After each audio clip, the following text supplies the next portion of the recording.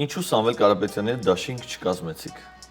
Հարցը անձնապես ինձ է ուղղված, թե քաղաքական թիմի առումով։ Քաղաքական թիմին բնականաբար։ Դուք իմ ելույթն եք լսել, թե ԿՓ-ականների մեկնաբանությունը իմ ելույթի։ Ես ձեր ելույթն եմ լսել։ Արարատը, Խուստուփը, Իշխանասարը, Արագածը մերն են, մեր ինքնության տարբեր գագաթները։ Այստեղ փաթեթավորման, հատուկ այսպես ցրելու տարբերակ չի։ Նախադասությունը այդպեսին էր. դադիվանքը աղվանական է ձևակերպվում, աղվանական է ներկայացում։ Դա ձեզ մոտ որևէ զգացողություն բացասական առումով չի բերում եւ չպետք է թույլ տանք, որպեսզի մեր հետքերը այսպես բնաջնջեն ու սարքեն մեզ եկվոր ժողովուրդ։ Մենք եկվոր ժողովուրդ չենք այս տարածաշրջանում եւ մեր հետքը պետքա պահպանենք։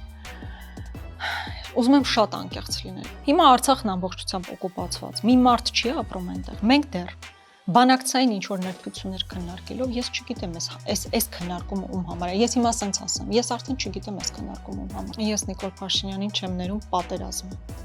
որ եղավ պատերազմ։ Պատերազմից հնարավոր էր խուսափել։ Դուք ինչպես եք պատրաստվում վարվել այդ փաստաթղթի հետ։ Կամ երբ որ դու խոսում ես երաշխիքների մասին, դա չի նշանակում, որ դու պատերազմ ես ասում։ Ընդհակառակը դու ուզում ես երկարաժամկետ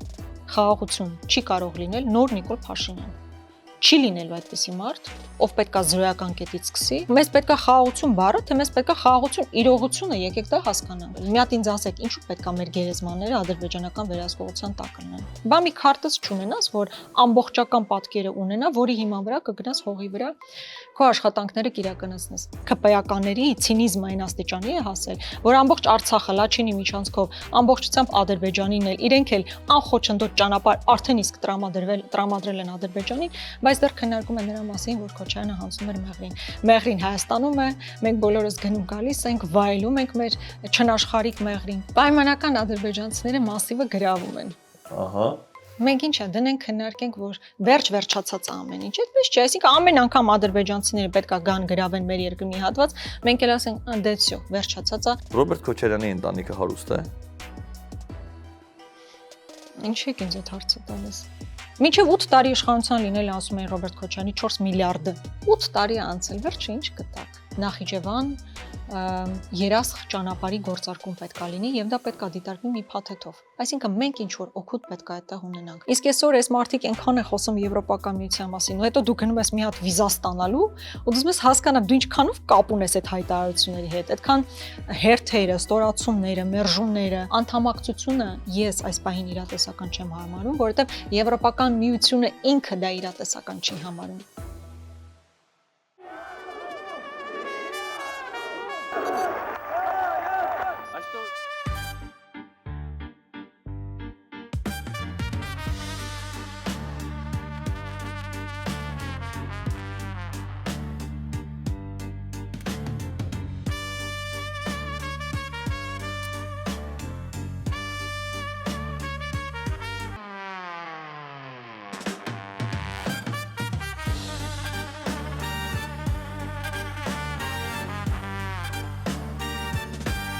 Ինչու Սամվել Կարապետյանի հետ դաշինք չկազմեցիք։ Հարցը անձնապես ինձ է ուղղված, թե քաղաքական թիմի առումով։ Քաղաքական թիմին բնականաբար։ Գիտեք ինչու այդ հարցադրումը հնչեցրեցի, որովհետև բավականին երկար ժամանակահատված տենց միֆեր էին, ինչ որ մարդիկ այդ միֆերը հորինել էին, որ ես պատրաստվում եմ Սամվել Կարապետյանի հետ դաշինքում մասնակից դառնալ, դրա համար այդ հարցը հնչեցրեցի։ Բայց առհասարակ երկու տարբեր քաղաքական ուժեր են, նույնիսկ լավ չեմ հասկանում, թե այդ հարցադրման տրամաբանությունը որտեղից է գալիս։ Կա առանձին թիմ Հայաստան դաշինք եւ կա նոր ձևավորված ուժ, որն արդեն դաշինքի ֆորմատով է հանդես գալու, հետեւաբար չգիտեմ ինչ տրամաբանությունից ելնելով եք ասում, ինչ ելակետից եք գալիս, որ ասում եք, որ պետք է մեկ դաշինքում լինեինք։ Ես կարող եմ փորձել բացատրել, որովհետև տարբեր քաղաքական թիմերի եւ քաղաքական գործիչների կողմից բազմիցս հայտարարություններ էին արվում, ընդ որում միջև հիմա արվում է, որ Նիկոլ Փաշինյանի դեմ արդյունավետ պայքարի լավագույն միջոցը դաշինքով միասնական ընդդիմությամբ հանդես գալն է։ Մանավանդ հաշվի առնելով, որ կարծում եմ եւ Սամվել Կարապետյանը եւ Ռոբերտ Քոչարյանը արտաքին քաղաքական ուղղվածության իմաստով դեպի նույն երկրի կողմը հակում ունեն, նկատի ունեմ ռուսական Ռուսաստանի հետ դրական հարաբերություններ պահպանելու կողմնակիցն է, ոչ թե Այդ արևմուտքի։ երկրորդ կողմը ավելի ճիշտ է դրական հարաբերություններ պահպանելու կողմնակից, ոչ թե հակում ինչ որ մեկ երկրի, այլ երկրների հետ դրական հարաբերությունների կարգավորման Շատ կողմնակից։ լավ։ Դրական հարաբերությունների կարգավորման կողմնակից են երկու թիմերն էլ մանավանդ Ռուսաստանի հետ եւ տրամաբանական հարց է ծագում։ Այդ դեպքում եթե երկուսն էլ պայքարում են ընդդեմ Նիկոլ Փաշինյանի վերարտադրության եւ երկուսն էլ կիսում են արտաքին քաղաքական նույն պատկերացումները եւ երկուսն էլ գիտակցում են, որ միասնական ընդդիմությամբ հանդես գալն ավելի ամուր կլիներ, ապա ինչու դաշինք չեն կազմում։ Տեսեք, ընտրարշավի ամենասկզբից, այսինքն դեռ նոր էր սկսվում խմորումները, պետք է հասկանալ, թե ընտրապայքարին ինչ տրամաբանությամբ գնենք, մեծ հաշվով երկու տարբերակ կար, կամ բոլորը միավորվում են մեկ բևեռում, կամ յուրաքանչյուր ուժ գնում է իր մաքսիմալ, հա, այսպես կոնսոլիդացիայի ճանապարհով, իր ընտրազանգվածի կոնսոլիդացիայի ճանապարհով եւ այնուհետեւ որոշակի համագործակցության բերումով տապալում է Նիկոլ Փաշինյանի իշխանությունը։ Ինչպես տեսանք, առաջինը բավականին նույնիսկ տեխնիկապես էր բարդ իրականացնել, բոլորի մեկտեղում տարբեր պատկերացումներ, խնդիրը ոչ միայն արտաքին քաղաքականության մասին պատկերացումներ են, բայց շատ ավելի այլ այսպես ակցենտներ կան, որոնք դրվում էին։ Դուք տեսնում եք հիմա Սամվել Կարապետյանի թիմի հիմնական շեշտադրումը տնտեսությունն է, սոցիալական, տնտեսական խնդիրներն են, մերն ավելի շատ անվտանգություն, ինքնություն եւ այլն։ Չնայած դա չի հիմնական հարցը։ Հիմնական խնդիրն այն էր, որ կան տարբեր ուժեր, որոնցից յուրաքանչյուրը մի տիպի ընտրազանգված է կարողանում կոնսոլիդացնել եւ գնացել ենք այդ ճանապարհով։ Ես տեսել եմ այդ քննարկումները, որ ճիշտ կլիներ, որ բոլորը մեկ բևեռում լինեին, այսինքն չլիներ ոչ մի այլ ուժ, փոշիացնող ձայներ չլինեին, բայց արդյունքում քաղաքական դաշտի բոլոր քննարկումների բերումով հանգրվանել ենք սրան, որ յուրաքանչյուր ուժ գնում է իր կոնսոլիդացիայի, իր մաքսիմալ կոնսոլիդացիայի ճանապարհով։ Այսինքն կարելի է ձեր ասացից հետևություն անել, որ դուք եկել եք այն մտքին, որ միայնակ պայքարելը ավելի արդյունավետ կլիներ, քան միասնական ընդդիմությամբ։ Ես կարծում եմ այդ էֆեկտը չեր ունենալու, իմ անձնական կարծիքն եմ ասում, այն էֆեկտը չեր ունենալու, ինչ շատերը կարծում են, որ եթե բոլորը մեկ ճակատ է, ապա դա միանգամից ավելացնում է հնարավորությունը ավելի շատ ձայն վերցնելու։ Ես այդպես չեմ կարծում, կարծում եմ նաև իշխանությունը, եթե նկատել եք հիմա մենք տարբեր կուսակցություններ, տարբեր դաշինքներ ենք, բայց իշխանությունը փորձում է բոլորին արհեստականորեն բերել նույն տեղ, բոլոր պիտակավորումները կպցնել, հա, միասնական ճակատին, նկատի ունեմ այդ էֆեկտը չեր ունենալու բնականաբար։ Իսկ ընդհանրապես շփումներ Սամվել Կարապետյանի թիմի կամ հենց Սամվել Կարապետյանի հետ, թեկուզ Ռոբերտ Քոչարյան Սամվել Կարապետյան շփումներ եղել են, դուք նման ինֆորմացիա տիրապետում եք։ Եղել են բնականաբար հաշվի առնելով, որ վաղուցվա ծանոթներ են, կարծում եմ դա գաղտնիք չի, պարոն Կարապետյանն էլ առիթ ունեցել է դեռևս նախկինում դրա մասին խոսել, բայց հաշվի առնելով, որ Սամվել Կարապետյանը երկար ժամանակ է կալանքի տակ է եւ եթե չեմ սխալվում նոր է, որ հնարավորություն ունի որոշակի շփումներ ունենալու, այդ հատվածից հետո չեմ կարող որևէ արձագանք տալ, այսինքն շփվողի ես չեմ, որ կարողանամ ասել շփում կա թե չկա։ Այս պահին մի շատ կարևոր խնդրանքով ուզում եմ դիմել ձեզ։ Այս զրույցների շարքը մենք իրականացնում ենք սեփական միջոցների հաշվին եւ դրա շարունակության համար ունենք ձեր աջակցության կարիքը։ Նախ խնդրում եմ հավանելու դեպքում անպայման լայքել, թողնել ձեր մեկնաբանությունը եւ օգնել, որ հոլովակը տարածվի։ Դուք կարող եք նաեւ աջակցել մեզ ֆինանսապես այսելելով Patreon-ի մեր էջ եւ ամսական սկսած $2 գնելով բաժանորդագրություններ։ Այդ աջակցությունները դուք կարող եք ցուցաբերել նաեւ donation alerts եւ boost-ի հարցակների միջոցով։ Եթե մեզ դիտում եք համակարգչով, ապա հոլովակի վերջում կհայտնվեն QR կոդեր, որոնք սկանանելու միջոցով կհայտնվեք այդ հարցակներում, կամ դրանց հղումները կարող եք գտնել այս հոլովակի նկարագրություններ դաշտում։ Շնորհակալ եմ, շարունակենք զրույցը։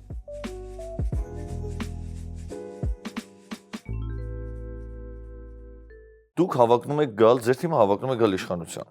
Եվ յուրաքանչյուր ընտրողի համար կարևոր է հասկանալ, թե ինչ է խոստանում ձեր թիմը իշխանության գալու պարագայում։ Եվ այդ ֆոնին մի կարևոր հայտարարություն էի կարել, ասել էիք, որ Արարատը, ինչպես Խուստուփը եւ Արագածը, մերն է։ Հետո նաև փաթեթավորում եք դա մշակութային ժառանգության ֆորմատի մեջ եւ ասում եք, որ իբրև մշակութային ժառանգություն մերն է։ Ես ուզում եմ հասկանալ, արդյոք նման հայտարարություն անելը, որովհետև նման հայտարարությունը իրավական եւ դիվանագիտական լեզվում կոչվում է նկրտում հարևան երկրի տարածքային ամբողջականության նկատմամբ, հաշվի առնելով Արարատի գտնվելու վայրը, որտեղ ի տարբերություն Խուստուփի եւ Արագածի Արարատը գտնվում է Թուրքիայի տարածքում։ Արդյոք նման հայտարարությունները ենթադրում են, որ իշխանության գալու պարագայում դուք փոխելու եք Հայաստան, Թուրքիա, Ադրբեջան դիվանագիտական շփումների ֆորմատը, բովանդակությունը, ինչու՞ չէ նաև վերանալու է խաղաղության պայմանագրի ընթացքը։ Դե բազմաշերտեր գանք սկզբից։ Դուք իմ ելույթն եք լսել, թե ԿՓ-ականների մեկնաբանությունը իմ ելույթի։ Ես ձեր ելույթն եմ լսել։ Բա ոնց եմ ասում, որ չեմ ասում մերն է, մեր ինքնության տարբեր գագաթները։ Մանուկ ջան, Արարատը ձեր ինքնության հետ հեչ կապ չունի։ Տեսեք, ես չեշտեցի, որ հետո դուք բշակութային ժառանգության Չեմ փաթեթավորում, նախադասությունն է։ Արարատը, Խուստուփը, Իշխանասարը, Արագածը մերն են, մեր ինքնության տարբեր գագաթները։ Այստեղ փաթեթավորման, հատուկ այսպես ցրելու տարբերակ չի։ Նախադասությունը այդպեսին էր։ Մեր ինքնության տարբեր գագաթները։ Ես վստահ եմ, որ Արարատը մեր հայ ժողովրդի ինքնության մասն է։ Ձեր ինքնության մասը չի։ Սա քաղաքակրթական ինքնության հարցադրում է, որ կարծում եմ որևէ հայ մոտ այլ պատկերացումներ չեն կարող լինել։ Հետևաբար, երբ որ ես ասում եմ դա ինքնության մասն է, ես դրանով տարածքային հավակնություններ չեմ ցուցաբերում։ Ինչպես Հայաստանի Հանրապետությունը նորանկախ պատմության ընթացքում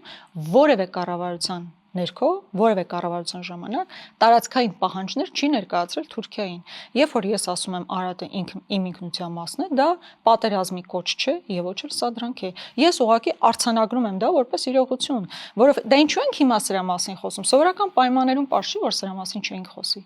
Բայց հասել ենք մի հանգրվանի, երբ որ այդպես հատուկ արշավ է գնում ընդդեմ Արարատի։ Արդեն քննարկվում է զինանշանից Արարատի հանման հարցը, Արարատ-Արագած հակադրությունն արհեստականորեն գնում։ Այս համատեքստում է, որ մենք ասում ենք, առանց տարածքային պահանջներ ունենալու, բայց եկեք մեր ինքնության վրա խաչ չքաշենք։ Եկեք չմոռանանք մենք ով ենք, որտեղից ենք գալիս, եւ նաեւ որ մեր քրիստոնեական ինքնության մաս է Արարատը։ Իսկ մշակութային ժառանգության մասով ես այնտեղ այլ կտոր ունեմ։ Ես կարող եմ ավելացնել Ամարասի, Դադիվանքը եւ այո, Ամարասի եւս մերն է, ավելացնում եք դրան։ Այստեղ միջև մի արձանագրում հարց անել է, ուզում եմ հասկանալ։ Դուք բնականաբար որպես քաղաքական գործիչ շատ լավ գիտակցում եք, թե հոգեբանական ինչպիսի ազդակներ են դրանք հասարակության այս պահին մեր հասարակության համար, երբ որ հիշեցնում ենք իրենց Արարատը մերն է, Ամարասը մերն է, Դադիվանքը մերն է, բայց շատ լավ, ձեր ձևակերպումը, ձեր պատասխանից հետո ինձ մոտ նոր հարց է առաջանում։ Այդ դեպքում արդյոք դուք կարող եք արձանագրել, որ թեև Արարատը, Ամարասը եւ Դադիվանքը մեր ինքնության մասն է, բայց աշխարհագրական եւ իրավական իմաստով Արարատը Թուրքիայինն է, Ամարասը եւ Դադիվանքը Ադրբեջանինն է։ Արարատը, այսինքն մենք դպրոց գնացել ենք, գիտենք, չէ, այսինքն այսինչ տարական երբեմն ԿՊԱ-ականները երբ որ այդ հարցադրումն անում են, այնպեսի տպավորություն է, որ մենք դպրոց չենք գնացել, աշխարհագրություն չենք անցել։ Այո, Արարատը գտնվում է այս պահին Թուրքիայի տարածքում, դա նորություն է որևէ մեկի համար, բայց կրկնում եմ, իմ նախադասությունը վերաբերում էր ինքնությանը։ Որևէ մեկը, որ իմ ելույթը լսել է, սկզբից մինչև վերջ ինքնության թեման է գնում։ Եվ սա ես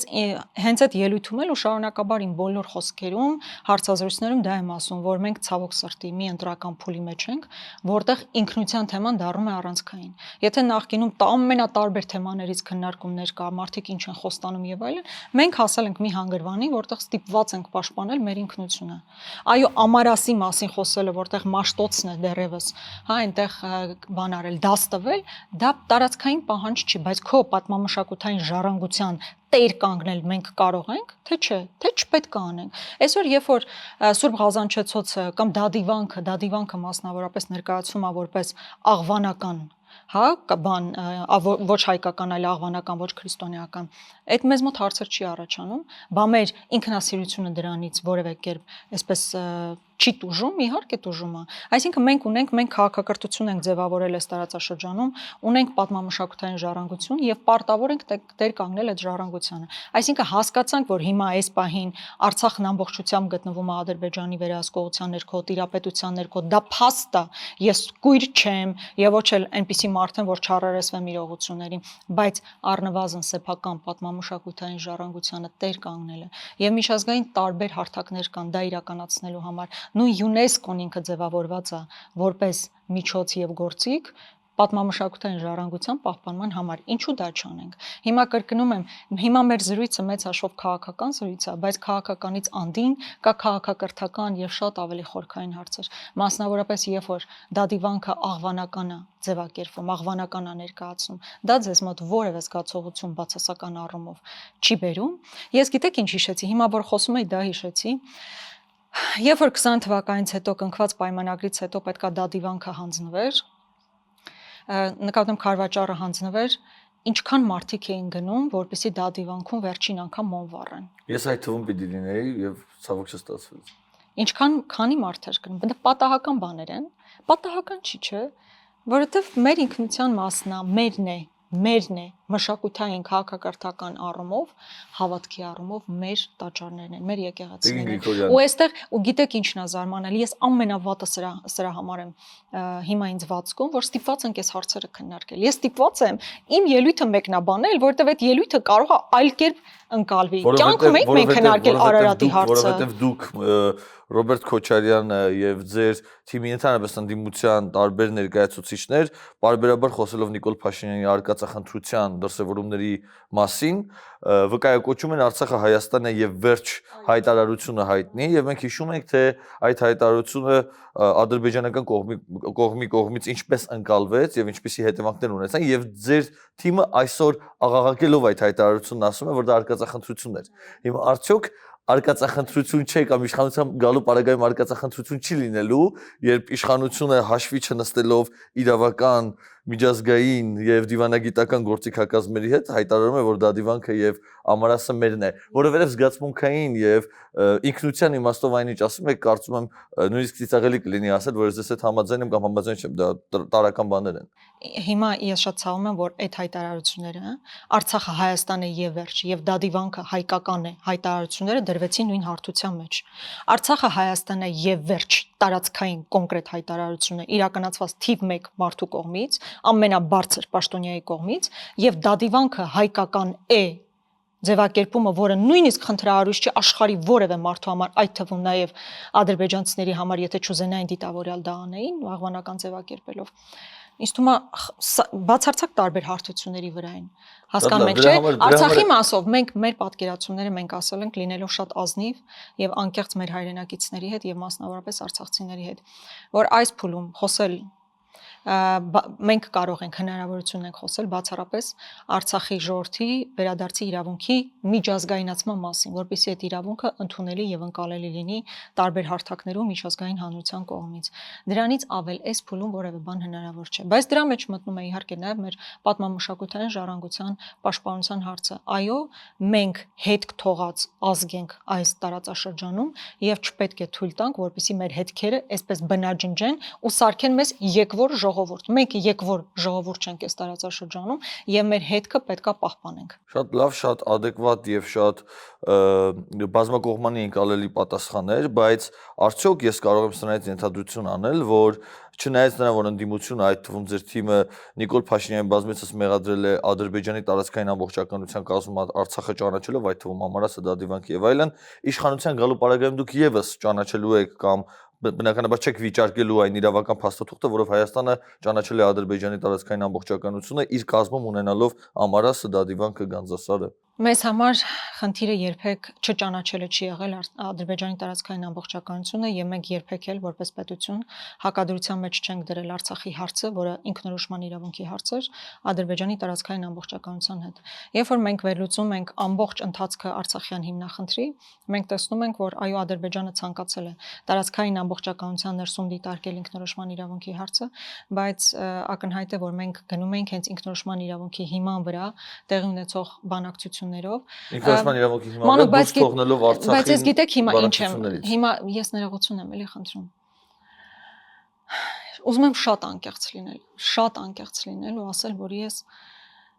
շատ դիսկոմֆորտի մեջ եմ, երբ որ մենք սկսում ենք արդեն Արցախյան բանակցային գործընթաց քննարկել։ Ամենայն անկեղծությամբ։ Ես որ մարդով տիրապետում է բանակցային ամբողջ գործընթացին եւ այլ մանրամասնություններով տիրապետում է, այնքանով որքանով հրապարակային տեղեկատվությունը կա բնականաբար։ Հիմա Արցախն ամբողջությամբ օկուպացված։ Մի մարդ չի ապրում այնտեղ։ Մենք դեռ բանակցային ինչ որ ներբություններ քննարկելով, ես չգիտեմ այս քննարկումը ում համար է։ Ես հիմա ասենց ասեմ, ես արդեն չգիտեմ այս քննարկումը ում համար է։ Մենք երբ որ արդեն քննարկում ենք առաջիկայում մեր պատկերացումները, մեր դիրքորոշումը, այդտեղ հասկանում եմ, բայց վերադառնալ ժամանակին, չգիտեմ, 20 բանի 18-ին ինչ ա եղել, 17-ին ինչ ա եղել, 15-ին ինչ ա եղել, 2006-ին ինչ ա եղել, 2001-ին, ես չգիտեմ դա արդեն ում համար է, երբ որ Արցախն ամբողջությամբ հայաթափված է։ Կներեք, sense ուղղակի անկեղծ սպորտում եղա, որտեվ երբեմն իստում է նաև մեզ լսող մարդիկ ասում են, դե լավ, հիմա արդեն Արցախում մի մարդ չի ապրում, բանակցային գործընթացների էությունը, sense դետալները քննարկելը որտեղ է տանում։ Բայց եթե դուրս եկա ձեր հարցի տրամաբանությունից, բացարձակ ամեն ինչ շատ բնական, որովհետև մեր հաղորդման ֆորմատը չի ենթադրում այդ արարողակարգերը։ Մենք ուղղակի քննարկում ենք, այնպես որ շատ գնահատելի է ձեր այդ պատասխանը, բայց ես ուզում եմ ասել, որ մենք նման քննարկում եւ Արցախի նախկինում արցախյան բանակցության հարցում տարբեր որոշումներ կայացնելու տրամաբանության մեջ զրույց ունեցել ենք նաև օրինակ Լևոն Զուրաբյանի հետ, որը պատմական իմաստով կարելի է ասել հանդիսանում է քաղաքականային թիմի ներկայացուցիչը, ում Լևոն Տեր-Պետրոսյանի ղեկավարության ժամանակ տեղի ունեցել Արցախյան պատերազմը նաև արձանագրվել կամ մասամբ արձանագրվել է կամ չի արձանագրվել Արցախի հաղթանակը եւ այլն, սա արդեն քննարկման այլ բան է, բայց մենք Լևոն Զուրաբյանին եւս որոշ բաներ հարցրել ենք։ Օրինակ հարցրել ենք, թե ինչպես ստացվեց, որ լինելով ամենաշահեկան արտաքին դիվանագիտական եւ ռազմական վիճակում Արցախի հարցի շուրջ Լևոն Տեր-Պետրոսյանը հրաժարական տվեց եւ իրենց լեզվով ասած թողեց իշխանությունը եւ այդ որոշում կայացնելը մի խումբ արկածախնդիրներ, սա իրենցից եմ մեջբերում։ Հետևաբար մարդիկ, ովքեր պիտի գնան ընտրության, իրենք ընտրելու ժամանակ իրենց կողմնորոշվելու մեջ կարծում եմ նաև դերակատարություն ունի նման հարցերի շուրջ քաղաքական թիմերի պատկերացումները։ Հա, ես համաձայն եմ։ Հիմա լավ, եթե ավելի կոնկրետացնեք հարցը, ես մեծ սիրով կպատասխանեմ։ Իմ ուղղակի դիտարկումը այն էր, որ այս ցավոտ Արցախի կորստի, ցավոտ կորստից հետո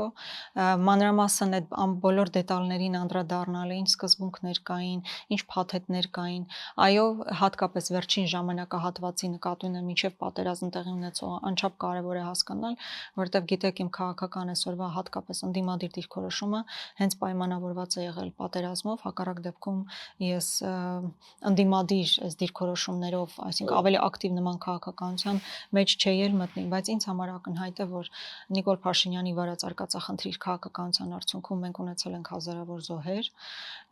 մենք ունեցել ենք տարածքային կորուստներ եւ հետո արդեն 21 թվականի վերընտրվելուց հետո արդեն արձանագրվել է Արցախի ամբողջական կորուստը։ Այո, սրանք պատմական իրողություններ են, սրանք պատմական փաստեր են։ Հիմա այդ պատմական իրողությունները մի քիչ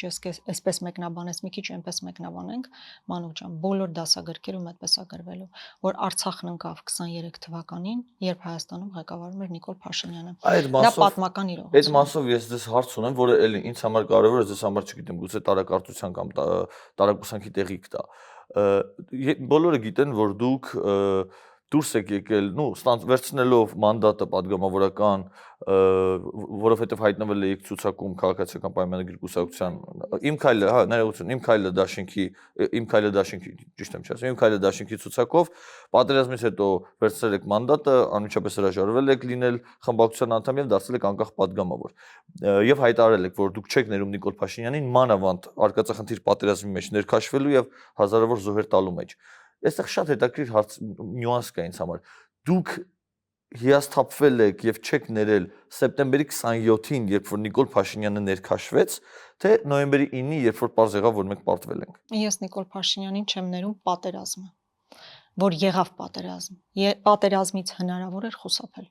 Ես այդ հավատամքը ունեմ, որ հնարավոր էր խուսափել պատերազմից,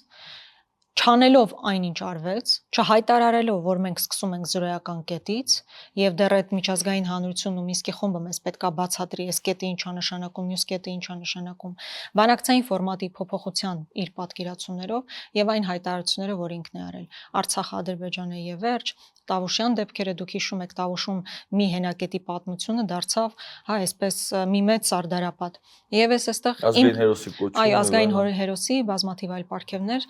տրվեցին եւ այստեղ բացառապես իմ կարծիքը չեմ հայտնում, ուզում եմ հենվել այդ ժամանակվա արտաքին գործերի նախարար Զորաբ Մնացականյանի հնչեցրած այն մտքին, որ Տավուշյան մարտերից հետո խաղաղ բանակցային փուլը ավարտված էր։ Դա այն դիրքորոշումն է, որ պաշտոնապես եղել է, այսինքն դա գիտեք որտեղ է հնչեցվել։ Եղել է 44 օրյա հիշում եք քնիչ հանձնաժողով կար, պատերազմի հանգամանքները քնող, այդտեղ Զորաբ Մնացականյանը եւս մասնակցել էր եւ չնայած փակ ձևաչափ էր, բայց այդտեղից մի նախադասություն հետագայում հարցադրման տեսքով հնչեցվել էր, եթե չեմ սխալվում, արդեն Նիկոլ Փաշինյանին։ Համենայն դեպս Տավուշյան իրադարձություններից հետո նույն Զորաբ Մնացականյանը, այսինքն քաղաքական թիմը ընդունել էր, որ խաղաղ բանակցային փուլը այլևս ավարտված է։ Այդ իրադարձությամբ ավարտված է։ Գիտեք, հաճախ ասում է, չէ՞, ԿՊ-ն հաճախ ասում է,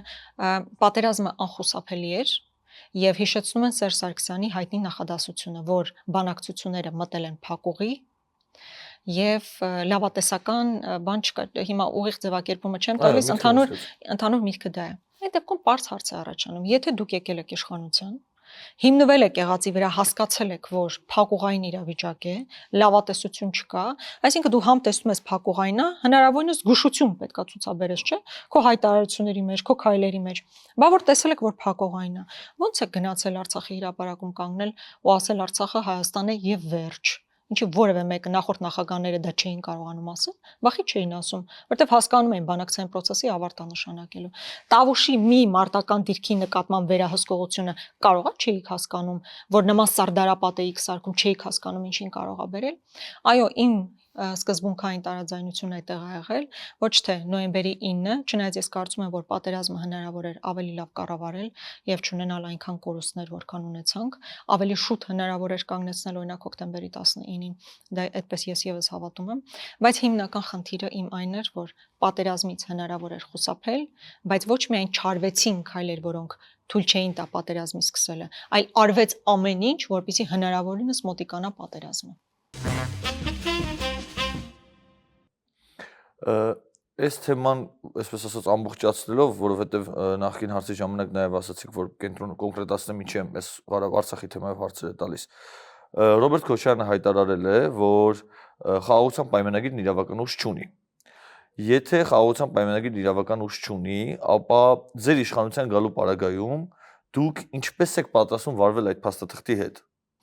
Կարծում եմ շատ պարզ պատճառով է ասել իրավական ուժ չունի, որովհետև դա չստորագրված է դեռ։ Նախաստորագրված պայմանագիրը, ինչպես աշխարհի բոլոր մնացած պայմանագրերը, իրավական ուժ չունեն, որովհետև իրավական ուժ երբ են սկսում ունենալ։ Երբ որ դա նախաստորագրումից հետո ստորագրվում է, գալիս են պարլամենտներ, վավերացվում են պարլամենտում, սահմանադրական դատարանով են անցնում, այսինքն իրավական այդ process-ը չանցած փաստաթուղթը չի կարող իրավական հետևանք ունենալ։ Կարծում եմ սա տարական իրավական մեկնաբանությունը հնչեցված հայտարարության։ Իսկ ինչ ենք անելու մենք գոյություն ունեցող նախաստորագրված, բայց դեռևս չստորագրված պայմանագրի հետ, գալու ենք եւ փորձելու ենք հասկանալ, թե դա ինչպես կարող է լավարկվել։ Եվ սա ամենևին չի նշանակում, որ մենք գնում ենք պատերազմի ինչպես փորձում է իշխանությունը ներկայացնել, որովհետեւ երբ որ դու այդ փաստաթղթին զուգահեռ խոսում ես գերիների վերադարձի անպայման իրականացման մասին, դա չի նշանակում, որ դու պատերազմ ես ուզում։ Կամ երբ որ դու խոսում ես երաշխիքների մասին, դա չի նշանակում, որ դու պատերազմ ես ուզում։ Ընդհակառակը դու ուզում ես երկարաժամկետ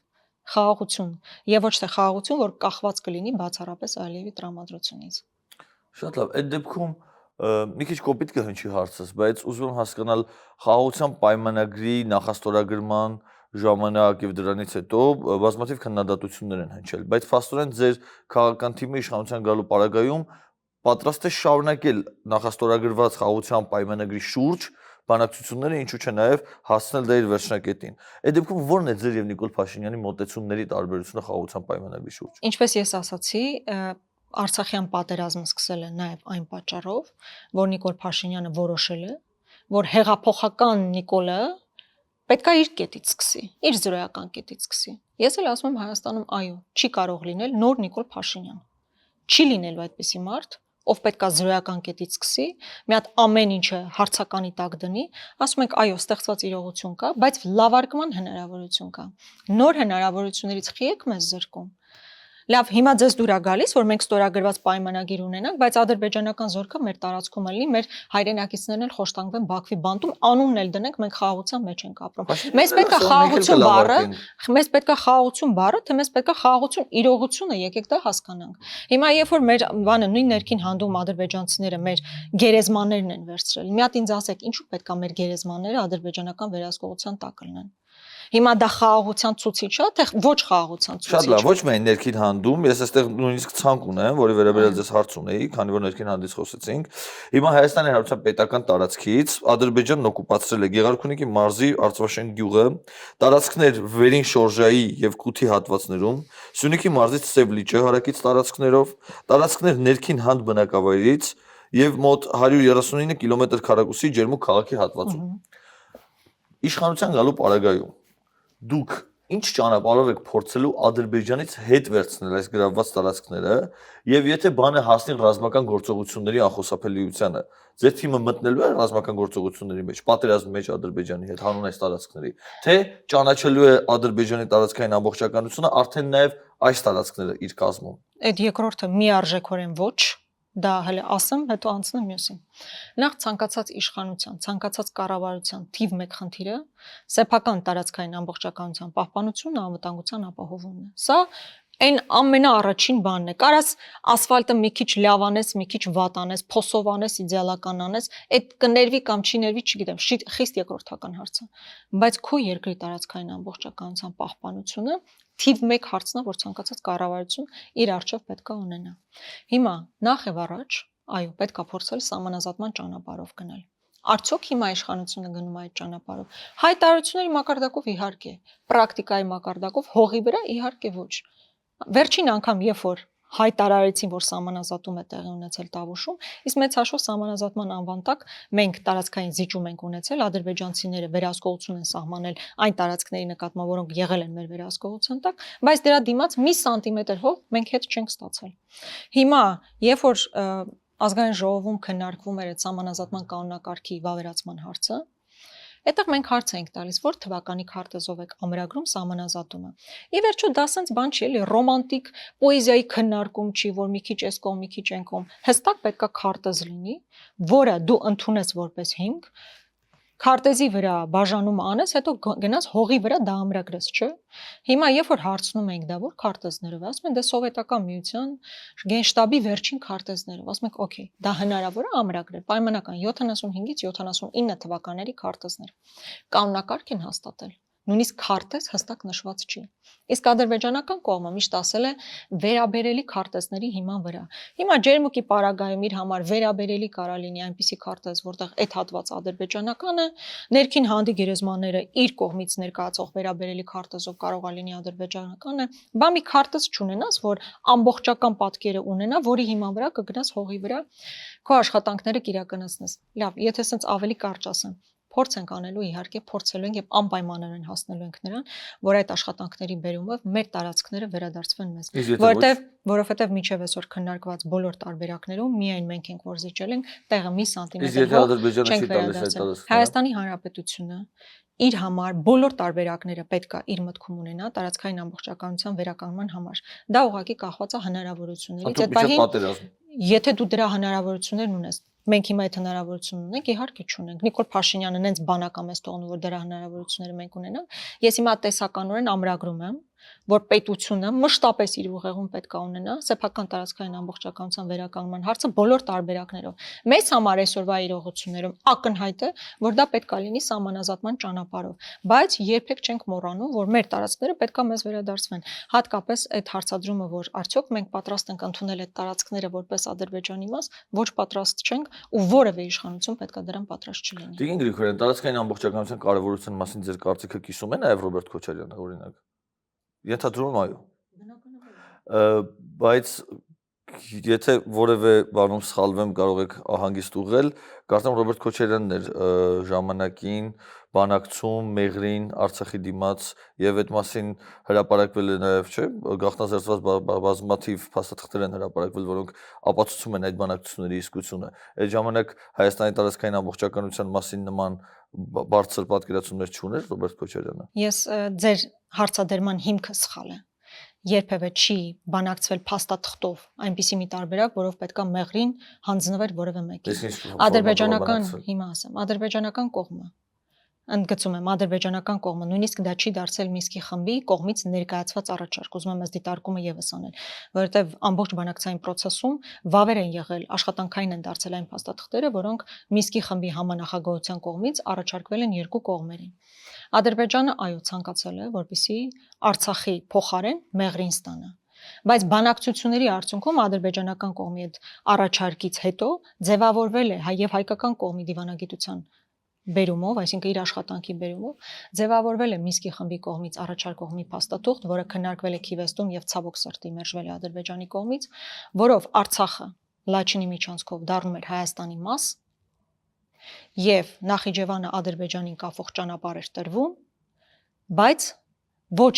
այսինքն Մեղրի հանձնման որևէ հարց չէր քննարկվում։ Հիմա դուք պատկերացրեք ԿՊԵ-ականների ցինիզմը այն աստիճանի է հասել, որ ամբողջ Արցախը Լաչինի միջանցքով ամբողջությամբ Ադրբեջանին էլ իրենք էլ անխոչնդոտ ճանապարհ արդեն իսկ տրամադրել են Ադրբեջանին, բայց դեռ քննարկում են նրա մասին, որ Քոչարյանը հանձնում էր Մեղրին։ Մեղրին Հայաստանում է, մենք բոլորս գնում գալիս ենք, վայելում ենք մեր չնաշխարհիկ Մեղրին եւ որևէ փուլում պաշտոնական որևէ փաստաթուղթ չկար։ Ու սա կարծում եմ որևէ մեկի համար նորություն չի, արդեն պաշտոնական փաստաթուղթ չկար, որով Մեղրին պետք է հանձնվեր Ադրբեջանին։ Քննարկումներ եղել են։ Ադրբեջանական կողմը բնականաբար առաջ քաշվել է այդ քննարկման մեջ։ Հայաստանը բանակցությունների արդյունքում այդ քննարկման արդյունքում հասել է նրան, ես այստեղ ուզում եմ դուք դրական արձանագրեք։ Այո, վատ առաջարկով հասել ենք նրան, որ Արցախն Լաչինով միանում էր Հայաստանին եւ Ադրբեջանը Նախիջևանին տրվող ճանապարհ էր բանակցվում։ Ես այնուամենայնիվ կներեք, որ համառում եմ այս հարցի շուրջ, բայց էլի եմ ասում, սա գրեթե նախընտրական շրջան է եւ հայ ժողովուրդը մի անգամ արդեն սխալվել է իշխանության եկող թիմին չհարցնելով, դուք մեզ պատերազմ բերելու եք, թե չեք բերելու։ Ադրբեջանը մի քանի անգամ ցույց է տվել, որ այն հողերը, որտեղ ինքն արդեն հայտնվել է, այդտեղից հեշտությամբ առանց ռազմական ներգործության չի հեռանում։ Ես միևնույն է չհասկացա, թե ինչպես եք պատրաստվում Հայաստանին վերադարձնել բոլոր այն տարածքները, որոնք Հայաստանից այս պահին Ադրբեջանի օկուպացիայի կամ դիրապետության տակ են։ Մանուկ ջան, դուք որտեղից եք ծնունդով։ Երևանում եմ ծնվել, բայց Ո՞ր թաղամասում եք ապրում։ Դրանք շատ մանրամաս են։ Լավ, ես Մասիվում եմ ապրում։ Պայմանական ադրբեջանցիները Մասիվը գրավում են։ Ահա։ Մենք ինչ է դնենք քննարկենք, որ վերջ-վերջացած ամեն ինչ, այդպես չէ, այսինքն ամեն անգամ ադրբեջանցիները պետքա գան գրավեն մեր երկրի մի հատված, մենք էլ ասենք, դե всё, վերջացած է, մենք այդ հարցը այլևս չպետքա քննարկենք։ Դե հիմա իմ ասածն է, բայց ես արդեն կարծում եմ պատասխանեցի, որ մենք երբևէ չենք ճանաչելու մեր օկուպացված տարածքները որպես Ադրբեջանի տարածքային ամբողջականության մաս եւ պատրաստվում ենք վերադարձնել այդ տարածքները նախ եւ առաջ բանակցային ճանապարհով։ Եվ միայն բանակցային ճանապարհն է այսօր միակ լուծումը այդ գործընթացի։ Արդյոք իշխանությունները հիմա բանակցային ճանապարհով մի սանտիմետր հող մեզ վերադարձրել են, ոչ չեն վերադարձրել։ Ի վիճակի են վերադարձնել, կարային կանեին, մինչև հիմա չեն արել, հետեւաբար չեն էլ կարող անել։ Եվ սիրելի ժողովուրդ, թույլ մի տվեք, որ ձեզ անդադար վախեցնեմ պատերազմով։ Պատերազմ չի լինելու, պատերազմ եղել է այս իշխանությունների օրոք, միակ իշխանությունը ում օրոք եղել է բոլոր հնարավոր պատերազմներն ու կորուստները, այս իշխանությունն է եղել։ Որևէ մեկը Հիմա որ ինձ հետ խոսում եք, ես բան չեմ, չէ, խենթ չեմ, գիժ չեմ։ Ու ես միշտ այդ բանն էլ ասում եմ, իմ տղան հաջորդ իշխանության օրոք գնալու է բանակ։ Ես խելառ չեմ, որպես մարդ, որպես հայ, որպես մայր։ Ես ուզում եմ մեր բոլոր տղաները գնան բանակ, արժանապատիվ ծառայեն իրենց պետությանը եւ վերադառնան իրենց ընտանիքներին։ Դա ենք ուզում։ Բայց նաեւ թույլ չենք տալու, որ մեզ այսպես դրած ոտի տակ ճզմեն, տենց չի լինելու։ Այո, բոլոր ռազմավարական բարձունքներով, որ Ադրբեջանը կանգնած է, ինչ խաղաղություն է ուզում։ Բախի հետ չի գնում բոլոր բարձունքներից, որտեղ նայում ես, ես Սյունիքը լավ եմ տիրապետում։ Որտեղով գնում ես, նայում ես, ադրբեջանցիները կանգնած են։ Հիմա ուզում ենք ասենք, որ դա է այն լավ խաղաղությունը, որ մենք պատկերացնում ենք պատերազմ չենք ուզում, չի լինելու պատերազմ, բայց նաև Ադրբեջանը այս ընդհանուր խաղաղության տրամաբանության մեջ պետք է հետ քաշվի մեր տարածքներից։ Հիմա գալով ավելի ներքաղաքական, ավելի հողեղեն զրույցների հայ ժողովրդի համար հողեղեն։ Ռոբերտ Քոչարյանի ընտանիքը հարուստ է։ Ինչ եք ինձ այդ հարցը տալիս։ Դե տարբեր հարստության տարբեր։ Հիմա օրինակ Սամվել Ալեքսանյանի ընտանիքը հարուստ է։ Բոլոր պատկերացումներով կարծում եմ հատկապես Հայաստանի համար կարծում եմ հարուստ է։ Հիմիկվա այդ բանի Նալբանդյանի անունը ինչ է, Նարեկ Նալբանդյանը հարուստ է, ենթադրում եմ, որ հարուստ է։ Ես կարծում եմ արժե որ կոնկրետ հարցադրումը, եթե հարցադրումը հնչեցնեք։ Ես ուզում եմ արձանագրել ձեր պատկերացումներով հարուստ է թե ոչ։ Իմ համեմատությամբ բնականաբար հարուստ է։ Ահա։ Հիմա դուք պարբերաբար հանդես եք գալիս անիֆի կոռուպցիոն գործարքի մասին հայտարարություններով եւ արդարացիորեն պահանջում եք, որ իշխանությունները եւ իրավապահ համակարգը անպայման զբաղվի այդ կոռուպցիոն շղթան բացահայտելով։ Ես ուզում եմ հասկանալ, դուք ձեզ համար պարզել եք արդյոք ամբողջ կյանքում քաղաքականությամբ զբաղված Ռոբերտ Քոչարյանի ընտանիքի հարստության ծագումը եւ պատասխանով արդյոք բավարարված եք։ Տեսեք, նախագահ Քոչարյանը ոչ միայն Հայաստանի Հանրապետության նախագահ եղել, այլ նաև դրանից հետո բարձր պաշտոններ զբաղեցրել տարբեր կազմակերպություններում, որոնք այս պահին կդժվարանամ հիշել, համենայնդեպս եւ Ռուսաստանում, եւ եթե չեմ սխալվում, Մեկը կարող եմ ասել սիստեմայում գործել։ Հա, եթե չեմ սխալվում, այո, սիստեմա Լյուքսեմբուրգում ունեցել է մի կազմակերպությունում բարձր պաշտոն, բայց ես հիմա այդտեղ չխորանամ, այսինքն երբ որ ասում եք միայն պետական պաշտոն, այո, պետական պաշտոնից հետո նաև զբաղեցրել է այլ պաշտոններ, երբ որ ես խոսում եմ անիֆի դեպքով, ես ընդդիմություն եմ եւ խոսում եմ իշխանության, որպեսզի իշխանությունը գործի դնի։ Հիմա այդ նույն իշխանությունը 8 տարի է նույն բանն ասում է, այդ ապացուցի։ Էդ էլ ես պիտի անեմ 8 տարի է, բա ինչով են զբաղված։ Մինչև 8 տարի իշխանության լինել ասում են Ռոբերտ Քոչարյանի 4 միլիարդը 4 միլիարդը այդ փոզմի շարեցին գնաց, վստահաբար դուք մեր ամբողջ հանրության մեջ լսել եք այդ տարածված միֆերը, պղնձամոլիբդենային կոմբինատից մինչև տարբեր Արչին բանկ, Կոնվերս բանկ, Նաիրի հիվանդանոց բան, նույն երկրում ենք ապրում, էլ այդ բոլոր միֆերը ոնց էլ չլի, ես ու դուք լսած կլինեք։ Արչին բանկի, Նաիրի ապահովագրական եւ այլնի հետ կապված Ռոբերտ Քոչարյանի ընտանիքի փոխկապակցվածությունը Արչին բանկը բացարձակ որևէ առնչություն չկա, Նաիրի ինշուրանսը հրապարակային հայտարարագրվածը կարծում եմ տեխնոլոգիություն չկա, Սպայկան տարիներ շարունակ քննարկված Սպայկան, որի հետ որևէ առնչություն չունի նախագահի ընտանիքը, բայց այդ բոլոր միֆերով այս իշխանությունը եւ ոչ միայն այս իշխանությունը, այլ նաեւ նախորդ իշխանության առանձին ճյուղեր փորձել են այդ միֆերը ստեղծել։ Հիմա 8 տարի է իշխանություն են, Մանուկ ջան, ինչի եք ինձ հարցնում։ 8 տարի իշխանության եղած մարդիկ դեռևս գալիս են ասում են Ռոբերտ Քոչարյանը այսինչ ունի, այնինչ ունի։ Ես հիշում եմ 18 թվականից հետո այն ժամանակ դեռևս ԱԱԾ ղեկավարը Արտուր Վանեցյանն էր, ասած բանի հյուրանոցի, կոնգրես հյուրանոցի մասով այսպես, այնպես։ 8 տարի է անցել, վերջը ինչ գտակ։ Չէ, Քոչարյանի հետ կապ չունի։ Չէ, նկատի ունեմ ապօրինի ծագում եւ այլն, չէ։ Բա հիմա արեք, հիմա ում են եկել, ինչ են ասում։ Այդտեղ գիտեք ինչն է նաեւ հետաքրքիր։ Օրինակ, մի օրինակ բերեմ, ես այս թեմայով շատ չեմ խոսում, որովհետեւ վստահ եմ, որ դեռևս առիթներ կլինեն հատկապես դատարանում Քոչարյանների ընտանիքը ներկայացնելու մանրամասն, բայց որպեսզի դուք պատկերացնեք նաև абսուրդայնությունը որոշակի իրավիճակների, դուք գիտեք օրինակ, որ նույն Սիրուշոն Պրեգոմեշ բան ունի, չէ, բրենդ ունի։ Հիմա Պրեգոմեշին ասում են Սիրուշոն չի կարողանում ապացուցի, որ ինքը 100,000 դրամ կանոնադրական կապիտալի համար գումար է ունեցել եւ հետեւաբար մնացած ամեն ինչը ապօրինի է։ Հիմա եթե այդ հաշվարկով պետք է ամեն ինչ անեն, թող գնան, մեխը իրենց ձեռնը, մուրճը իրենց ձեռնը, կարողանում են թող ապացուցեն։ Իսկ ես ինչու եմ անում, որովհետև իրանք նույն անիֆը, որ պարտակեցին մի 70 միլիոն դոլար հարկատուների հաշվին գնաց կորավ, որևէ մեկը քննարկման առիթ չի նույնիսկ հասկանում եք։ Երբ որ Քոչարյանների նկատմամբ process-ը սկսած, ես ասում եմ, ինչ որ բան կա, ապացուցեք։ Այդտեղ ով է խնդիր տեսնում։ Իսկ անիֆի մասով որևէ process չկա։ Արհեստականորեն 1-2 մարդ են ներգրավել, այնքան որ ես ամեն անգամ հարցնում եի, չէ, բա 3 տարի քննում եք, մի մեղադրյալ չկա, մի գործով մեղադրյալ չկա։ Հիմա 3 մեղադրյալ են ներգրավել, որոնցից 2-ը ընդհանրապես Հայաստանի Հանրապետությունում չեմ վաղուց։ Հիմա դուք հասկացաք չէ, երբ որ համեմատություն եք դնում, իմ ասածն այն է, որ ես որպես ընդդիմություն ասում եմ, բա գնացեք սա էլ բացահայտեք, նա էլ բացահայտեք։ Այլ բան, որ ձեր արածը դուք երբևէ քննարկման առարկա չեք դարձնում, իսկ Քոչարյանը միջև 4 միլիարդն եք ասում, հիմա սա եք ասում, բայց որպես արդյունք 8 տարի ինչ եք արել։ Գիտեք ինչի եմ այդ հարցը ձեզ տալիս։ Ընդհանրապես հաշվարկել գործ է մարդկանց փողերը հաշվել է, բայց այս հարցը տվեցի, որովհետև անիֆում տեղի ունեցած գործընթացի մասին եւ դրա բացահայտման համար միտված ձեր պայքարը վկայում է, որ դուք հակակոռուպցիոն քաղաքականության կողմնակից մարդ եք եւ փորձում եք բացահայտել կոռուպցիոն շղթաները։ Եվ ես ուզում եի հասկանալ, արդյոք դուք կոռուպցիոն որևէ ռիսկ չեք տեսել Քոչարյանների ընտանիքի ունեցվածքում։ Ես գիտեմ մի բան, որ իրավական երկրում process-ները իրավապահ համակարգը պետք է տանեն, ես կարծում եմ, որ արժե այդ հարցը հնչեցնել գլխավոր դատախազի, ձեր հարցի հասցեատերը Աննան է, բայց ոչ թե Գրիգորյան, այլ Վարդապետյան։ Գալով Արցախահայությանը, որովհետև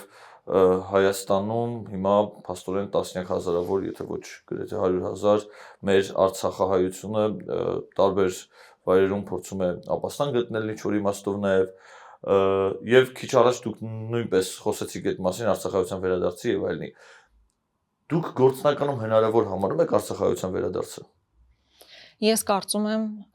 էլի այն տրամաբանության, որ ես ուզում եմ շատ ազնիվ լինել մեզ լսող մարդկանց հետ, հատկապես արցախցիների հետ։ Դուք գիտեք, որ ես էլ կապ ունեմ արմատներով Արցախից եմ ու ինձ համար հատկապես այս թեմայով խոսելը շատ մեծ սենսիտիվություն ունի, զգայունություն ունի։ Ես այս փուլում կարծում եմ, որ ամենահնարավորը հասնել այդ իրավունքի ճանաչմանը, միջազգային ճանաչմանը։ Այս փուլում դրա վրա պետք է մեր բոլոր ջանքերն ուղղված լինեն։ Դուք տեսնում եք, որ Կանադայում է երբեմն հայտարարություններ հնչում նաև արտաքին գործերի նախարարության կողմից այդ իրավունքին ճանաչման մասով։ Եվրոպական պարլամենտում են ռեզոլյուցիաներ ընդունվում, որտեղ արձանագրվում է Արցախի ժողովրդի վերադարձի իրավունքի հարցը։ Գիտեք, որ Շվեյցարիայում ժամանակ առ ժամանակ բարձր մակարդակով նման քննարկումներ են տեղի ունենում։ Այսինքն այս ուղղությամբ մեր ջանքերը միայն պետք է ավելանան։ Եվ սա մի տրեկը սա է, որ այո, մենք այդ ճանապարհով պետք է գնանք, միջազգայնացման հարցը պետք է լուծենք այդ իրավունքի ճանաչման, եւ մյուս կողմից էլ մենք հասկանում ենք, չէ՞, հիմա Ադրբեջանը ինչ քաղաքականություն է վարում։ 300,000 ադրբեջանցիների Հայաստան բնակեցնելու քաղաքականություն։ Այո, դուք արցախցիների վերադարձի իրավունքն եք պաշտպանում, մենք էլ պաշտպանում ենք ադրբեջանցիների վերադարձի իրավունքը։ Ահա, հիմա ես վստահ չեմ, որ իրանք այդպես են ասում։ Մենք նկատում եմ հայկական կողմը ասել է մենք Արցախի ժողովրդի վերադարձի իրավունքից չենք խոսում, վերադարձից չենք խոսում, դուք էլ մի խոսեք ադրբեջանցիների Հայաստան վերադարձից։ Իհարկե, իրանք համարժեք չեն, որտեղ հասկանում են երկու տարբեր հարթության վրա գտնվող իրողություններ են։ Բայց Հայաստանը դադարել է խոսել այս հարցից, արցախցիների վերադարձից, Ադրբեջանը ոչ միայն չի դադարել, այլ պետական ֆինանսավորում է իրականացնում այս հարցի առաջխաղման համար, միջազգային հարթակներում, իրենց երկրի ներսում, այսինքն սա իրենց համար դարձել է հիմնական նարատիվ։ Հիմա մեր չխոսալը ինչ օգուտ է բերում։ Իրանք նկատում եմ այս իշխանությունները չխոսելով ասում են այնպիսի բան չանենք, որ հայլային պատասխան չստանանք։ Հիմա դուք չեք խոսում, իրանք խոսում են։ Իսկ միգուցե դուք խոսեք դրանով փորձեք չեզոքացնել այդ օրակարգը։ Այսինքն այո, նախ եւ առաջ այդ միջազգային իրավունքի միջազգայնացման հարցի ամրագրում պետք է հասնենք դրա ճանաչում, բայց նաեւ չեզոքացնել ադրբեջանցիների այդ բանը, հա, նարատիվները, այո, ոչ միայն նարատիվները, այլ նաեւ հետո դրանց իրականացումը։ Միջազգային իրավունքի եւ միջազգային Հայաստանի շուրջ միջազգային գործընթացներին անդրադառնալով ուզում եմ մի թեմայի մասին խոսել։ Ռոբերտ Քոչարյանը համարվում է մեր հասարակության շրջանում ունի Ռուսաստանի կողմից ընդունված եւ կարելի է ինչ-որ իմաստով ասել պրոռուսական բառը չեմ ուզի օգտագործել, բայց ռուսական արտաքին քաղաքական ռուսական Ռուսաստանի հետ հարաբերությունների կողմնակից քաղաքական գործիչ է համարվում։ Նաև ինքը Ռոբերտ Քոչարյանը մի անգամ չէ որ խոսել է օրինակ Վլադիմիր Պուտինի հետ անձնական մտերմության մասին։ Ես ուզում եմ հասկանալ իշխանության գալու պարագայում դուք արդյոք վերանայելու եք TRIP-ի գործընթացը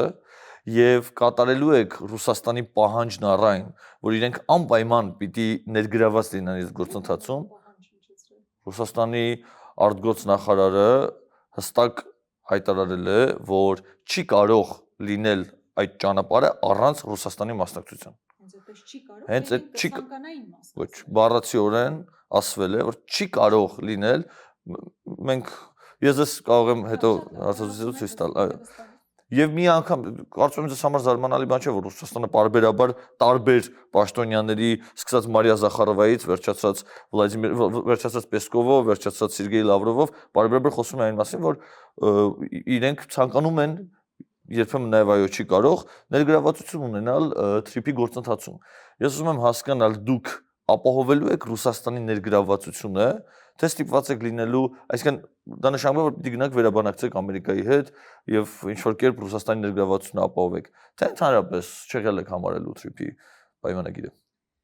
Նախ այն ձևակերպմանը լավ էր, որ չօգտագործեցիք այդ հայտնի պրոռուսական, պրոեսինչ, պրոենինչ, ընդհանրապես կարծում եմ Հայաստանը չունի այդ շքեղությունը որևէ մեկին շատ կողմ կամ շատ դեմ լինելու, վաղուց մենք սպառել ենք այդ ռեսուրսը, բայց Ռուսաստանի հետ թշնամանալը ես չգիտեմ ում շահերից է բխում։ Ռուսաստանի հետ հարաբերությունների խզումը այսօր մեզ տնտեսական առումով ինչ է տալիս։ Հետևաբար այո, ես կարծում եմ, որ պետք է Ռուսաստանի հետ առնվազն այդ արճակատմանը չգնալ, որովհետև այն մարդիկ, ովքեր հաճախ խոսում են Ռուսաստանի հետ, որ պետք է ինչ որ տեղել արճակատման գնալ, շատ այսպես բացահայտ կերպով խոսում են, որ պետք է Թուրքիայի հետ հարաբերությունները կարգավորել, որովհետև մենք չենք կարող Թուրքիայի հետ արճակատման գնալ։ Այսինքն մարդիկ, ովքեր պատկերացնում են, որ չենք կարող Թուրքիայի հետ արճակատման գնալ, ոնց են պատկերացնում, որ կարող ենք Ռուսաստանի հետ արճակատման գնալ, հաշվի առնելով այն բոլոր փոխկապակցվածությունները, որ կան Հայաստանի եւ Ռուսաստանի միջեւ։ Ինչևէ, հիմնական հարցը թրիփն էր։ Թրիփը այսօր դարձել է բացառապես ծրագիր, որ կապում է Ադրբեջանը Նախիջևանին, որտեղ ադրբեջանցիները ստացել են անխոչնդոտ երթևեկելու իրավունք եւ հնարավորություն, որտեղ իրականացվել է իրենց հիմնական պահանջը, այն է հայ մարդու դեմք չտեսնելու։ Դրա համար ձևավորվելու է front office, back office։ Անկեղծ ասած ես վստահ չեմ, որ հիմա այս պրոյեկտը խիստ ժամանակին համահունչ է, կարծում եմ իրանական պատերազմի բերումով մի քիչ ժամանակավրեպ է դառնում, այսինքն պարզ չէ Իրան, Միացյալ Նահանգներ, պրոքսի չի մեծաշող ուղիղ պատերազմ, այս պատերազմի բերումով որքանով է հնարավոր լինելու Իրանի անմիջապես սահմանին ամերիկյան ներկայություն, այսինքն այստեղ դեռ ժամանակային մի հատ հարց կա, պետք է հասկանալ իրականում դրա հանգուցալուծումը ինչպիսին կլինի։ Մենք առաջարկում ենք հետևյալը, որ տրիպը, որպեսզի չդառնա բացառապես Ադրբեջան Նախիջևան կապող ճանապարհ, մեզ համար եւս օգուտներ պետք է լինեն, մասնավորապես Նախիջևան երասխ ճանապարհի գործարկում պետք է լինի եւ դա պետք է դիտարկվի մի փաթեթով։ Այսինքն մենք ինչ որ օգուտ պետք է այդտեղ ունենանք, որովհետեւ տրիպը ինքնին այդ առանձին ճանապարհը, տրիպը գիտեք, որ միայն մեղրիով անցնող ճանապարհն է։ Ինքը մեր ամբողջ տրանսպորտային ցանցից զատ ճանապարհ է։ Հետևաբար ինչ որ ձևով պետք է ներգրավի մեր ամբողջական տրանսպորտային ցանցի մեջ, որpիսի մենք հնարավորություն ունենանք խոսել ապաշրջափակման մասին, որովհետեւ այս պարագայում սա ապաշրջափակում չի նշանակում ամենևին։ Իսկ եթե մենք խոսեինք Նախիջևան երասխ ճանապարհի գործարկման մասին, հա, Սադարակ եւ այլն։ Եվ հետեւաբար պետք է խոսել ամբողջական ապաշրջափակման մասին եւ ոչ թե առանձին կտորի մասին։ Մեր հիմնական մտավախությունը իհարկե կապված է եղել նախ եւ առաջ Իրանի հետ, որքանով էր ճիշտ, դեռ իհարկե այդ տրիպը պայմանավորվածություններ ձեռք են բերել մինչեւ պատերազմը Իրանում, բայց Միացյալ Նահանգների եւ Իսրայելի կողմից Իրանի ռմբակոծություններից եւ այլնից հետո այդ ճանապարհի կենսագործունեությունը այս փուլում ես չգիտեմ ինչքանով է արդիական այլևս։ Եվ հետո շատ կարևոր է թե ինչպիսի արդյունքներ են լինելու։ Իրանում պատերազմը հիմա հրադադարի փուլ է, արդյոք դա դառնալու է երկարատև հրադադար, որոշակի պայմանավորվածությունների գալու են թե չեն գալու, տաք ֆազան սկսելու է պատերազմական իրավիճակների թե չէ, այսինքն այս ամեն ինչով պայմանավորված է դեռ տրիպի կենսագործունեությունը, բայց եթե նույնիսկ ինքը իրականություն է դառնում, այսինքն իրանական տրեկի վրա մենք խնդիր չենք ունենում եւ Իրանը դեմ չի լինում ամերիկյան ներկայության այստեղ, ապա պետք է խոսել այդ ճանապարհի երկարաձգման, որը մեր շահերից կբխի։ Այս փուլում մենք մեր շահերը այստեղ ընդհանրապես քննարկման ենթակա չեն, բացառապես Ադրբեջանը Նախիջևանին անխոչնդոտ ճանապարհ ստանալու հնարավորությունը։ Ես հիշեցնեմ հարցից կարևոր Հա, Ռուսաստանի դիտարկումն էի կանում։ Այստեղ իհարկե դուք ասում եք, որ պնդել է ավրջուկը, որ պետք է մաս լինի։ Ես այդ Չնայած ասում եք, որ այդպես է, ես դες հավատում եմ, բայց մյուս կողմից էլ ես տեսնում եմ, որ օրինակ ինչ որ փուլում քննարկվել է, որ երկաթգծի Հայաստանի տարածքով երկաթգծի արդիականացման եւ այլ հարցերը Ռուսաստանի հետ էսպային քննարկում են, որոնք ավելի մեծ գլոբալ պրոյեկտի մաս է, այսինքն Ռուսաստանը եւս հնարավորություն ունի որոշակի պրոյեկտներում ներգրավվածության, կոնկրետ տրիպի մասով վստահ չեմ, բայց կոնկրետ օրինակ, երբ որ մենք խոսում ենք խաղաղության պայմանագրի մասին, այդտեղ երաշխավորների ինստիտուտ պետք է լինի եւ պետք է ներգրավեն այնպիսի երկրներ, ովքեր հետաքրքրված են մեր տարածաշրջանում խաղաղության հաստատմամբ, եւ այստեղ Ռուսաստանը որոշակի դերակատարություն եւս կարող է ունենալ։ Իսկ դուք ո՞նց եք պատկերացնում դա Ամերիկային համոզելը։ Միացյալ Նահանգները եւ Ռուսաստան, եկեք մենք Միացյալ Նահանգների տեղը չխոսենք, որտեղ Միացյալ Նահանգներ Ռուսաստան այս պահին բավականին ակտիվ շփում կա, դուք տեսնում եք նաեւ Տրամպի ադմինիստրացիայի կողմից այնքան սուր չեն,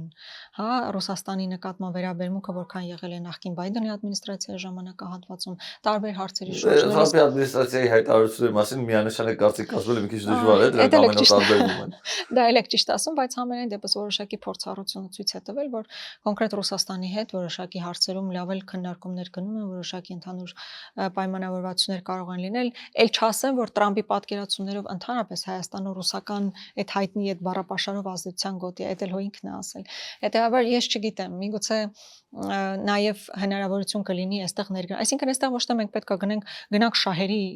այսպես հակադրության, այլ հնարավոր շահերի համադրման ճանապարհով։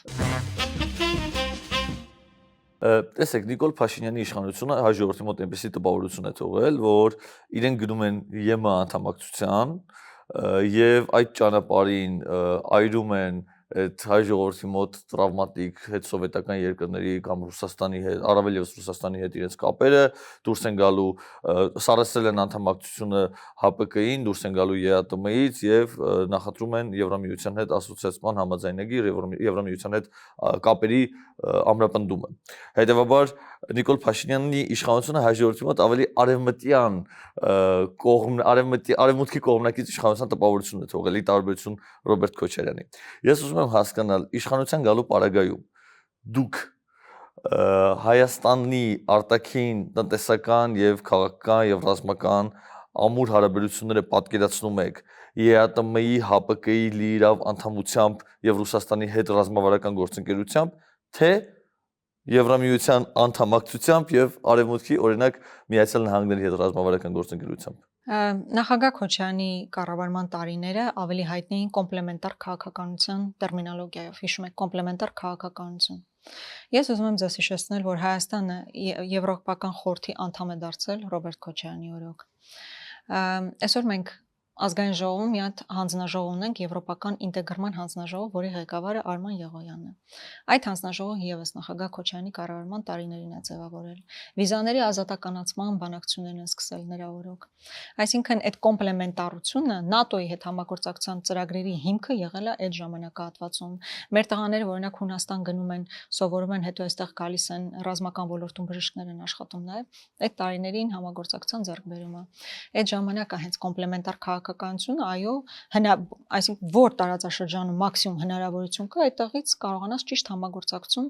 ապահովես։ Հետևաբար անմիտ է պարզապես տնտեսական առումով թշնամանք ստեղծել Ռուսաստանի հետ, որովհետև իսկապես այսօր մեր տնտեսության զգալի հատվածը կապված է Ռուսաստանի հետ եւ այս իշխանությունները ինչքան բարձր են գոռում Եվրոպական միության մասին, այդ ընթացքում մենք ավելի խորն ենք ընկղմվում Ռուսաստանի տնտեսական կախվածության մեջ։ Այստեղ շատ ճիշտ դիտարկում էր, որ իրանք փորձում են այդպիսի տպավորություն ստեղծել ու ամեն տեղ են այդպիսին հայտարարություններն ու հողի վրա իրողությունները բացարձակապես տարբեր բաներ են։ Արդյոք մենք պատկերացնում ենք ԵՄ անդամակցություն, մենք դա իրատեսական չենք համարում եւ այդտեղից են գալիս մնացած մեր բոլոր եզրահանգումները, որ այսօր իբր ազգային ժողովը նկատի ունեմ քաղաքական մեծամասնությունը մասնավորապես ընդունել է օրենք, որով սկսվում է, սկիզբ է դրվում Եվրոպական միության անդամակցության գործընթացին։ Դա քանի միլիմետրով է մեզ մոտեցել անդամակցությանը։ Այսինքն օրենք ընդունելով չի, հռչակագիր դնելով չի, հայտարարություն անելով չի։ Ստորագրահավաքը չմոռանալ։ Հա, ստորագրահավաք, հետո օրենք դա մեզ ինչքանով է մոտեցրել Եվրոպական միությանը։ Մենք չենք կարծում, որ այս պահին իրատեսական է խոսել Եվրոպական միության անդամակցության մասին,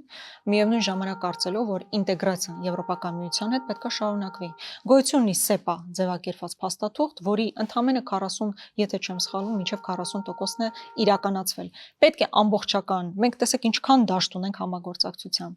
Ամենակարևորը մենք պետք է հասնենք վիզաների ազատականացմանը։ Եվ դա ամենևին չի նշանակում անդամակցություն։ Դու կարող ես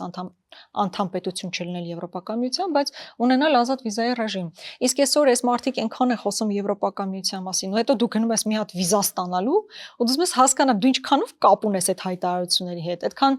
հերթերը, ստորացումները, մերժումները, բան միթե այդ նման վերաբերմունք կարա լինի մի երկրում, որտեղ օրենք են ընդունում ԵՄ անդամակցության գործընթացի մեկնարկի մասին։ Հիմա ես փորձեցի ինչ-որ ձեզ ցույց տալ, որ իսկապես եվրոպական ուղղության վրա մենք շատ մեծ աշխատանք իրականացնելու պարտավորություն ունենք, հա, ՍԵՊԱ-ի իրականացում, վիզաների ազատականացում, մենք բազմաթիվ այլ ոլորտներով համագործակցելու շատ մեծ պոտենցիալ ունենք ու դա պետք է անենք։ Անդամակցությունը ես այս պահին իրատեսական չեմ համարում, որովհետև Եվրոպական միությունը ինքը դա իրատեսական չի համարում։ Այսինքն մոտ ապագայում ձեր պատկերացած հայ ժողովրդի Հայաստանի գտնվելու վայրը ԵԱՏՄ-ի, ՀՊԿ-ի կազմում է լավագույն բանը որ կարող է լինել վիզաների ազատականացում։ ԵԱՏՄ-ից դուրս գալը նշանակում է շատ ուժեղ հարված քո տնտեսությանը եւ որևէ բան անելու համար դու պետքա քո այլընտրանքը ստեղծես։ Պետքա հարգել քո տնտեսվարողին, քո ժողովրդին եւ նրան ինչ որ տեղից հանելու հանելուց առաջ դու պետք է իր համար այլընտրանք ստեղծես։ Այդ այլընտրանքները ստեղծված են, այլընտրանքները ստեղծված չեն։ Իսկ դա նշանակում է, եթե մենք գնալու ենք Եվրոպական միության ճանապարհով, այսինքն մաքսային միությունը փոփոխության է ենթարկվել եւ այլն, դրանք այլ ստանդարտների մասին է խոսքը, շատ երկար ճանապարհի մասին է խոսքը։ Ու ես ինչի չէի ուզենա ասել մենք վաղը կուզենանք Եվրոպական միության անդամ դառնալ, բայց հետո պատտվում եմ նայում եմ հարևան Վրաստանը երբանից է ուզում դառնա ինչ ճանապարհ անցել ու որտեղ է հիմա որ մաս չի, հասկանում եմ որ միգուցե Հայաստանին էլ շատ երկար ճանապարհ է սպասվում դա այդտեղ հասնելու համար, եթե երբևէ հասնի։ Այսօր Ուկրաինան այդքան տանջանքների, զրկանքների միջով անցնելուց հետո արդյոք դարձել է Եվրոպական միության անդամ, չի դարձել, Մոլդովան դեռ չի դարձել։ Հետևաբար ես կարծում եմ բաց չի լինի, եթե մենք իրատեսությունից գանք հարցերի դիտարկմանը եւ հասկանանք, որ Եվրոպական միությունը մեր գործընկերն է, այդտեղ հակադրություններ չպետք է փնտրել որևէ պարագայում, շատ մեծ դաշտ կա աշխատանքի, բայց մաքսիմալիստական հայտարարություններ, մասնավորապես անդամակցության մասով իրատեսական չեն այս փուլում։ Շնորհակալ եմ։ Ես եմ շնորհակալ։ Դե ինչ, հուսով եմ հավանեցիք մեր զրույցը։ Եթե այո, ապա խնդրում եմ բաժանորդագրվել մեր ալիքին, լայքել եւ թողնել ձեր մեկնաբանությունները։ Դա կօգնի, որ հոլովակը տարածվի եւ հասանելի լինի ավելի շատ մարդկանց համար։ Այս զրույցների շարքը շարունակելու համար մենք ունենք ձեր աջակցության կարիքը։ Նկարագրություններ բաժնում կարող եք գտնել Patreon-ի հղումը ամսական բաժանորդագրությունների համար, ինչպես նաեւ donation alerts եւ boost-ի հարթակների հղումները մեկանգամյա փոխանցումների համար։ Եթե այս հոլովակը դիտում եք համակարգչով, ապա հեռախոսով կարող եք սկանավորել հոլովակի վերջում հայտնվող QR կոդերը այդ հարթակներում հայտնվելու համար։ Կանխավ շնորհակալ եմ։